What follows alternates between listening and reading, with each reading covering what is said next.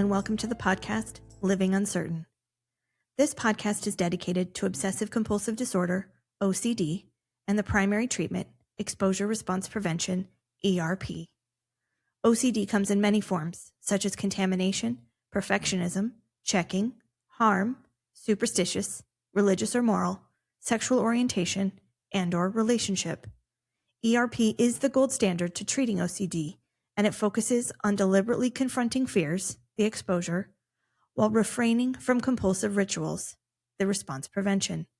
With repeated exposures and without engaging in compulsions, we learn to tolerate anxiety and break the cycle of intrusive thoughts.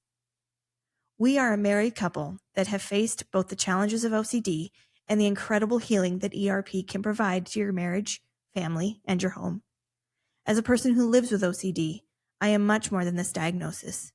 We all can be. Hey there, I'm Stacey, and along with my husband, Mark, thank you for living uncertain with us. Of course, this is the podcast where we talk all things related to OCD and ERP. Welcome to episode 5, where we'll be discussing intention. I felt like this episode in particular was a good time to talk about intention because from my experience, I believe this is one of the pillar concepts of OCD treatment. And I think it's one of those pieces that for me, I could take away from all of our sessions and be able to put that into practice at home and use the object and the concept of intention in my everyday life along with Mark to make sure that I was continuing to grow and to heal. When we talk about intention, we learn that this is what separates our compulsions from us just living our normal everyday life. It's after we learn to recognize the difference, aka are we engaging in compulsions to remove the intrusive thoughts or are we simply being ourselves, that we know what our intention is behind different actions, different words, different behaviors that we, as those of us who have OCD, have to engage in. For me, as we've talked about before, I have just right OCD, I have reassurance OCD, and of course I have these looping thoughts of different interactions and conversations that I have with people that cause me to need pep talks, which I now know are mental compulsions, in order to get through those kinds of conversations even after I've left them. If you remember, as Mark so eloquently stated on our last episode, this is only the first layer of the onion of what is my OCD. And as I have aged, I recognize that there are lots of layers of my OCD to peel away. But this concept of intention has been huge for me. And it really has been one of the biggest pieces that has helped me gain some speed in my OCD treatment and living a better life. So what I would do is I would go into a therapy session and I would discuss with both Mark and our therapist an example, a scenario of something that I had done in the past or even something recently. And I would discuss that with them. And then our therapist would help me essentially learn what my intention was behind the emoji that I needed to use, the check-in that I had to have, the need to reorganize something that I had just organized the day before. What was my intention? Was it that I was trying to remove intrusive thoughts? Was it that I was trying to decrease the spiking anxiety? Or is it just Stacey? I'm still me. I'm more than what OCD is. I want things out of my life and I want to be able to seek that out. And I don't want to always be caught in is this OCD or is it not? But I did have to really bring my attention to it, bring my awareness to it so that I could make different decisions so that I didn't continue to engage in the compulsions that were meant to remove the intrusive thoughts and decrease the anxiety. And let's be clear with your intentions now versus when we started going through treatment. Yes. You did not know what the intentions were. So your OCD was running rampant. It was. And until we started tackling little step by little step, that's the only way that you ended up becoming more aware of the intention behind your actions. Absolutely. I didn't even realize that they were compulsions. I didn't even realize that the looping thoughts were intrusive, and that the only way I could get aka rid of them was to engage in these mental or other kinds of compulsions throughout my day, sometimes all day long, where that was all I was doing. And sometimes when we started going through therapy, your text messages came up as a topic of conversation. Yes. That we noticed that you would send multiple emojis within one message, exclamation points. You wanted it to feel just right when you sent it. Yes. So because I had these looping thoughts of different conversations, interactions with people, and needing to leave them feeling like they were happy, that they were happy with me, I started to engage in the compulsion of my text messages. So I couldn't not send a text message without 4, 5, 6, 7 emojis, or 6 or 7 exclamation marks at some point. I thought, what would happen if I didn't send that? And the anxiety that spiked, that peaked with that thought, became so overwhelming that, again, I had to send it that way in order to be okay, in order to feel like I was all right, and I wasn't going to then continue having more anxiety. And for the listeners out there, for the spouses that live with somebody with OCD, Stacey would take and send me the messages prior to sending them to the individual. And I was she would want me to check them over, make sure they were okay. Or if we were sitting next to each other, she would show me the message saying, "Do you think that's okay to send?" It was a constant check. She would interrupt me at work even, like, "Hey, I've got this message I need to send. What do you think?" And that aligns very well, I think our listeners can understand too, with my need for constant reassurance and my constant need for checking in, especially with Mark, very much so with Mark, to make sure that everything I was doing was quote unquote okay. So one of the things that we had to do is she could not call me and check in to make sure before she sent a message. And all of her messages, except to the kids, had to be emoji free. That is such a simple concept, y'all. Like, don't send an emoji, but it had such a big impact on my life, because the idea of not sending emojis really made me feel uncertain and uncomfortable. And it sounds silly to say it out loud now, but it really did. And it really then showed me the intention behind doing that was that I was doing it as a compulsion. I was doing it because I had intrusive thoughts I couldn't let go of unless I sent the emoji. Then I was able to, after some time, if we're taking the emoji example, I was able to say, "Hey, it's my sister-in-law's birthday. I'm going to send her an emoji. Oh, it's, my niece just sent me a cute text message. I want to send something back and use an emoji." And I had to learn that those were the scenarios that were okay, because that was simply me being me. That was Stacey. That intention was laid out for me. If I felt like I needed to send an emoji to someone because, oh my gosh, what if they didn't like me if I didn't send it? Or, oh my gosh, what if they didn't feel like I was being friendly enough if I didn't send it? That was when I had to stop and go with it to say, nope, now I can't send the emojis. And I had to live in that uncomfortable space until it became very comfortable not to. Because people, they didn't stop liking you. No, because then it worked, right? Then I didn't send emojis and they were still responding the same way they would have had I sent 7 emojis. And so I had to learn that. And the problem with it was you were sending it to the people that worked for you. Yes. To make sure that they felt good. Yes. Which kind of backfired. Yes. On you and it myself. Did. Absolutely did.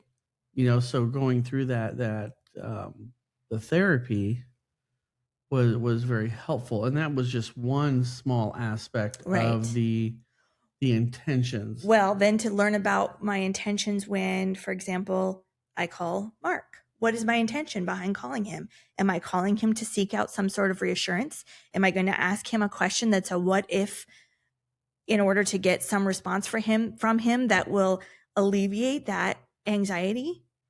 And if it was, then I had to stop. Nope, can't do it. You can't call him to ask him that. If you want to call him to ask him how his day was, how that meeting went for him, sure, that's a normal wifely thing to do. But if you're going to call him to make sure that it's okay that you sent this message to a coworker, then no, you can't do that any longer. And that's why the intention piece of the intensive OCD treatment became so very important. And you're still dealing with it because yes. Friday, 100%. Last Friday you took and called me up in the morning time as I was getting my day started. Yep. And you wanted to ask me something, but you stopped yourself. I did. Because you recognized that the intention was a check-in. Yes, I was calling to check in with him about a text message, ironically. And then as he answered the phone, I said, "Oh, no, I think I can do it. Never mind. I shouldn't have called." And we literally just hung up the phone from each other. And I sent the text message and, hey, guess what? I'm still here. Mark's still here. The world is still turning. And I think that's the biggest piece, right? We who have OCD don't realize the world will stop. Will continue turning if we don't engage in the compulsion. And it is so hard to commit to that. But once you do, it's life-changing. It's rewriting your brain, changing. So one of the other aspects was one of the things that really were impacting us as a family early on or prior to your treatment was your organization of the house. Oh, man. And not even just the organization of the house, when you felt like you had done something wrong. Oh, man. Or had maybe upset somebody. Mm-hmm. Your intention at that point was to do self-harm, and it wasn't like self-harm is like harming yourself. It was to give stuff away. The compulsion, yes. So the compulsion became, I need to give something away because I feel as though I've made a mistake or I've upset someone or I've left a situation not feeling just right. And so I would get very committed to organizing the smallest of spaces or largest of spaces in our home. And I would then start purging items and giving them away. And it was a way to feel like I was atoning almost for this magical mistake that I thought I had made, or this moment I might have even made up in my head about something I said that maybe did or didn't go over well enough. And so, yes, I would reorganize and purge items in order to feel that anxiety reduce. And then I started doing that at work. And it especially came out as I became the owner of the company, because I would be in my office, and as soon as I would feel anxiety spike, I had a bookshelf in my office with items that I would use, and I would reorganize it. And then maybe 2 days later, I would feel that anxiety coming on again. I would feel that urge to have those mental compulsions or to do check-ins, and I would organize that same bookshelf again. And so I had to learn, even though I love organizing and I love being clean and tidy in our home, I had to learn what was the intention behind cleaning. What was the intention behind organizing? Was it that I needed it? The house actually needed it? Or was I doing it to bring down the anxiety and remove the intrusive thought? I even had to do a scenario where I had to sit in a messy home. We had to intentionally dirty up our kitchen, and I wasn't allowed to clean it up. We had to intentionally get things out of alignment in our home, and I couldn't fix them or make them better in my head. And then I would have to sit and I'd have to write about it. I'm big on writing. I love writing. And so with my therapist, we came up with these strategies to say, hey, let's sit in that mess and write about it. Talk about in your writing, how does it feel to be sitting there like that? How does it feel to not be able to clean it immediately, or because you feel anxious about that, or you're feeling anxious about something else and needing to clean in order to feel better? And so it was with these different exercises and learning about the intentions behind my compulsions that became really paramount in my ability to do things differently. I do think as well, the one that really came up and was one of the most challenging for me was when it had to do with interactions with other people. And these, what I liked to call cringeworthy check-ins that I would have to do with people. And I had been doing it for so long, I didn't even recognize that was an actual compulsion that I was engaging in until much, much later. And so I really had to learn where the boundary was with that and where my intentions were with those check-ins. And then I had to learn how to sit in that uncomfortable moment. So for example, with my 2 children, with my employees at the time, former now, but employees at the time, I had to really measure what the intention was behind my going and having an extra chat, or the need to say one more thing, or the need to check in on them one more time to make sure I left that interaction, that conversation feeling just right. I was doing that with both of my kids. I would do that with Mark. I would definitely do that with my employees. And that became very challenging to not engage in those compulsions with them. Well, unfortunately, because of February 19th, Mm-hmm.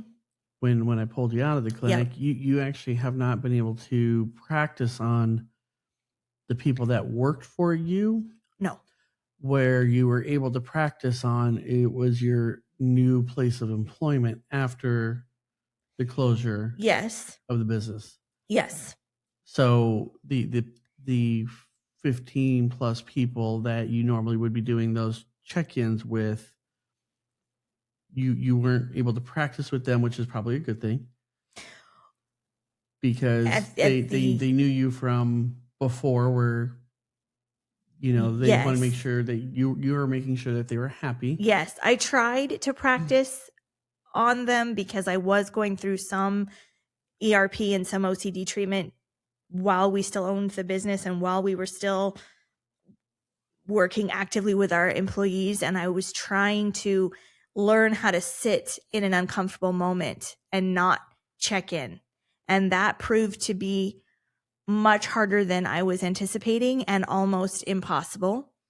At the end of the day, the way that our story has opened into a new chapter, it is for the best that I don't have that business or those employees in my life anymore.